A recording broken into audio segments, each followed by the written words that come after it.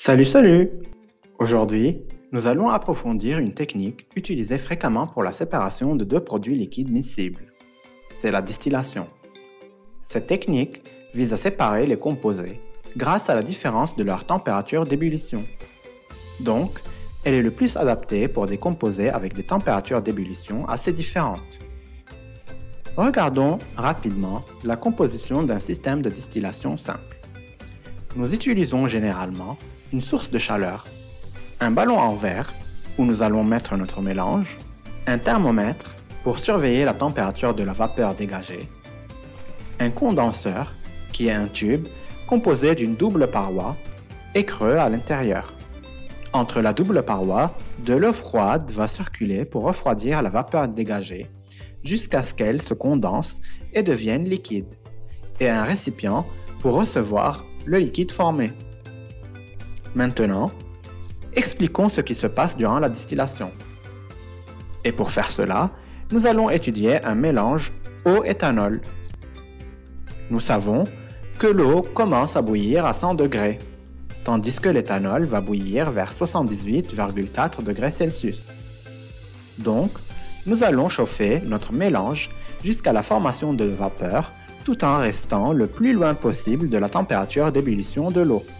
Et nous allons pouvoir contrôler ça grâce au thermomètre en tête de colonne.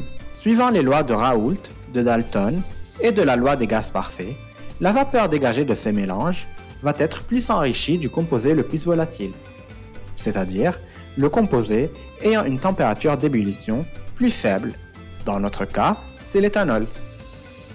Mais qui dit enrichi ne dit pas complètement pur. Cela veut dire qu'il restera de l'eau dans la vapeur qui s'est dégagée du mélange réchauffé. Cette vapeur va ensuite passer dans le condenseur, va se refroidir pour devenir à l'état liquide. Mais admettons que la pureté de notre distillat ou le liquide récolté n'est pas assez suffisante pour nous. Comment faut-il faire pour l'améliorer? Eh bien, vous pouvez refaire une distillation simple, comme celle qu'on a vue, à plusieurs reprises, jusqu'à ce que vous atteigniez la pureté souhaitée, ou faire ce qu'on appelle une distillation fractionnée. La distillation fractionnée ressemble, dans son montage, à une exception près, à la distillation simple. La seule différence est la présence d'une colonne de fractionnement à la sortie du ballon en verre portant l'échantillon.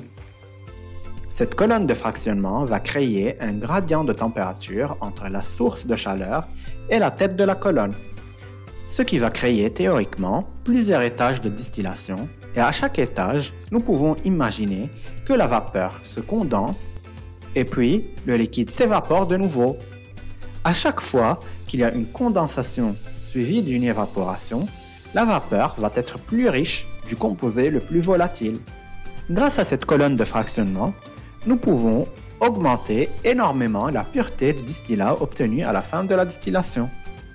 Si vous êtes intéressé par savoir comment déterminer théoriquement la teneur du distillat, je vous invite à faire un peu de lecture sur les diagrammes binaires. Voilà, maintenant, vous avez une vue globale de la distillation et son rôle. Si vous avez aimé cette vidéo, n'hésitez pas à vous abonner, partager et liker. À bientôt!